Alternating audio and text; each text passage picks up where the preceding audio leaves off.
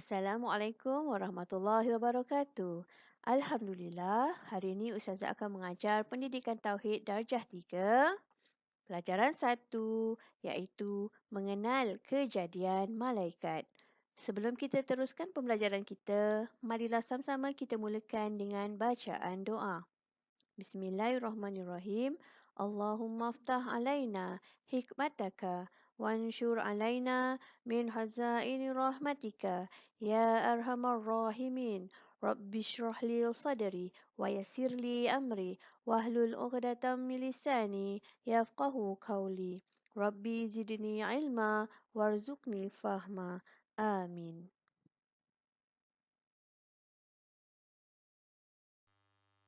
Kejadian malaikat. Malaikat dijadikan daripada apa ya? Malaikat dijadikan daripada cahaya, iaitu nur. Iaitu jisim yang sangat halus, iaitu ghaib, yang tidak dapat dilihat oleh manusia dengan mata kasar.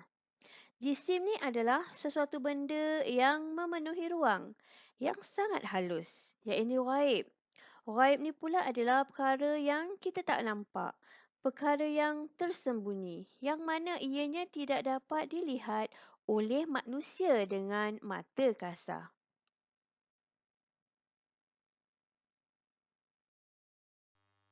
Terus, tengok perihal malaikat.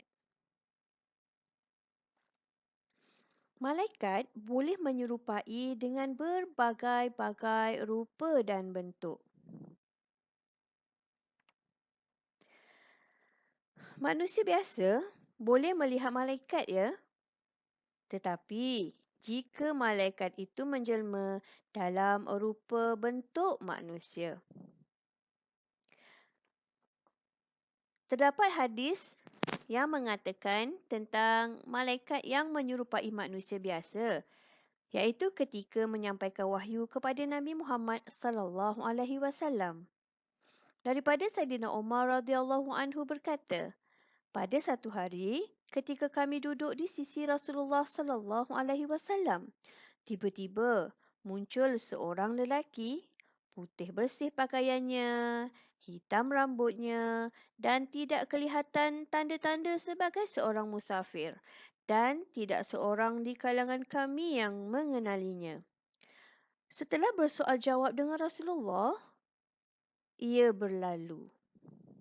Kemudian Rasulullah sallallahu alaihi wasallam bertanya kepada Saidina Umar radhiyallahu an, "Atadri manis sa'il?" Qultu, "Allahu wa rasuluh a'lam." Qala, "Fa innahu Jibril atakum yu'allimukum dinakum." Yang bererti, "Wahai Umar, tahukah engkau siapa yang bertanya itu tadi?" Kemudian Saidina Umar menjawab, "Hanya Allah dan Rasulnya sahaja yang mengetahui." Lalu Rasulullah menerangkan, orang itu ialah Jibril. Ia datang untuk mengajar kamu akan agama kamu. Jadi ini adalah contoh nyata yang membuktikan malaikat boleh menyerupai dengan bentuk manusia.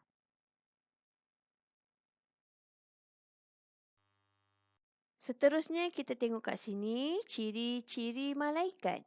Apakah ciri-ciri malaikat? Yang pertama adalah bukan lelaki. Yang kedua, bukan perempuan.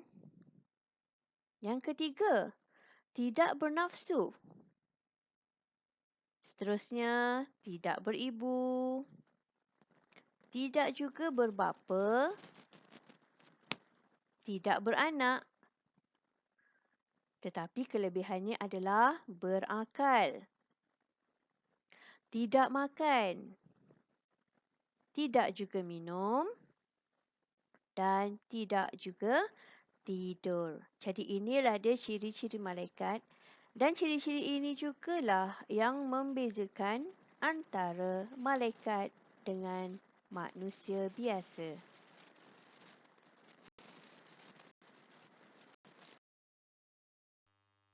Kan pembelajaran kita. Jika ada yang bertanya, Selain daripada Allah, siapakah yang boleh melihat malaikat dalam keadaan asal?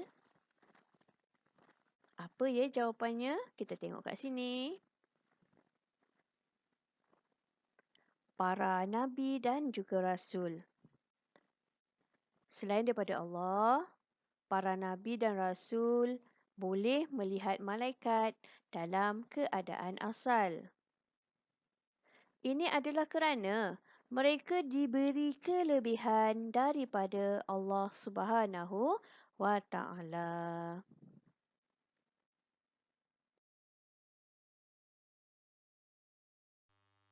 Terusnya kita tengok sifat-sifat malaikat. Okey, apakah pula sifat-sifat malaikat? Yang pertama, sentiasa taat melaksanakan perintah Allah.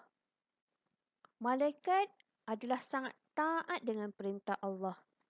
Apabila diperintahkan oleh Allah, maka malaikat akan terus melaksanakannya tanpa berlengah-lengah.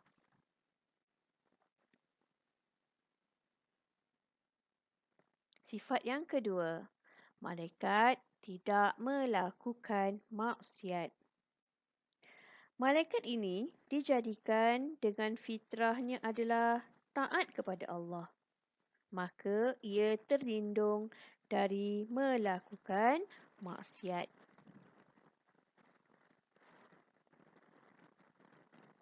Sifat yang ketiga adalah sentiasa beribadat. Sentiasa berzikir, sentiasa bertasbih. Dan malaikat ini mempunyai satu tempat untuk dia beribadah, iaitu pada langit yang ketujuh, yang mana ada satu tempat yang dinamakan Baitul Ma'mur. Baitul Ma'mur ni adalah satu tempat di mana para malaikat beribadah di situ. Dan kalau kamu semua nak tahu, Baitul Ma'mur ni adalah betul-betul berada di atas Kaabah, bersetentangan dengan Kaabah.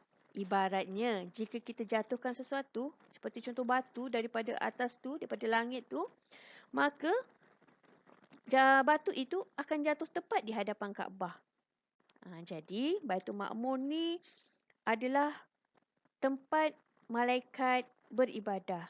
Manakala Kaabah pula adalah tempat manusia beribadah. Jadi, malaikat adalah sentiasa beribadah kepada Allah. Sifat malaikat yang terakhir adalah sangat cerdik dan berfikiran waras. Malaikat berakal. Seperti mana ciri-ciri malaikat yang berakal itu adalah menunjukkan ianya sangat cerdik, berfikiran waras. Jadi itu adalah antara sifat-sifat malaikat yang jelas membuktikan bahawa malaikat itu dikurniakan Allah dengan akal yang mana ia juga boleh mengambil pengajaran daripada setiap perintah Allah.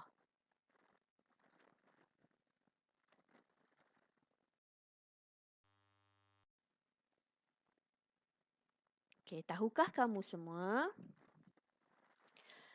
Hanya Allah sahaja yang mengetahui bilangan sebenar malaikat. Jadi kita semua tak tahu berapa banyak malaikat ada sebenarnya. Bilangan yang sebenar hanya Allah sahaja yang mengetahuinya.